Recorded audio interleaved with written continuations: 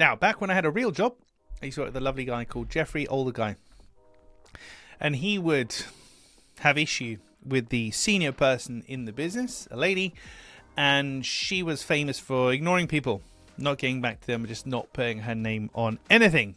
So he would send her an email, and that's what we're talking about today, and it's literally called the Jeffrey email. It worked very well, and I've used it as well on potential clients and people I work with. It does work very well. So this is episode 667 of the Daily Sales Message podcast, where every single day I share a piece of simple and actionable advice that's designed to help you feel more confident and sell more stuff too. Now, this is best used when you've got somebody that's not responding to you.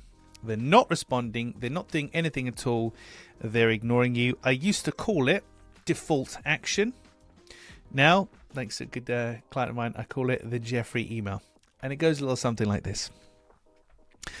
I want to do something and I need your permission to do it, but I know I'm not going to get your permission because you ignore things and you just try and keep away from everything. You don't put your name on anything. So what Jeffrey used to do, say, dear so-and-so, name redacted to protect the guilty. Dear so-and-so, this is what I'm going to do.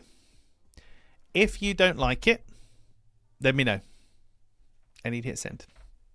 And within seconds of him sending that email, the door to the office was going, Jeffrey!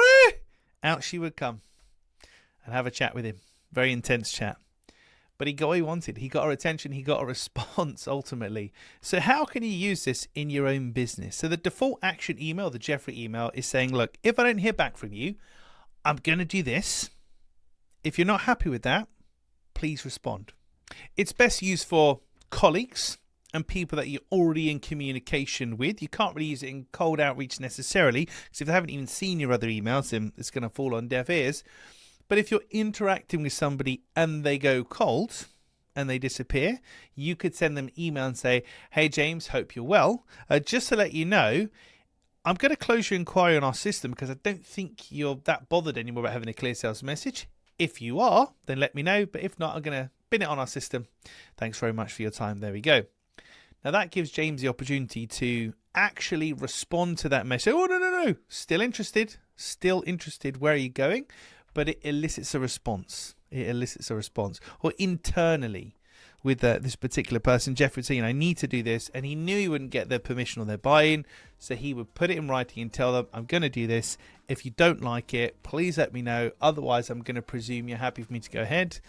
And like clockwork, that door would swing open. So where can you use the Jeffrey email in your business? Like I say, more of an internal one really than an external one. But if you've got that person that ignores you, they don't put their name to anything, they don't put anything in writing, they're very, very hard to pin down, then the Jeffrey email is how you pin them down. Right, that's it for this one of this episode of the podcast. Tomorrow in episode 668, we're going to be naming something in your business, and not just an email, the Jeffrey email. We're going to be naming something in your business, something your buyer does or something your buyer experiences.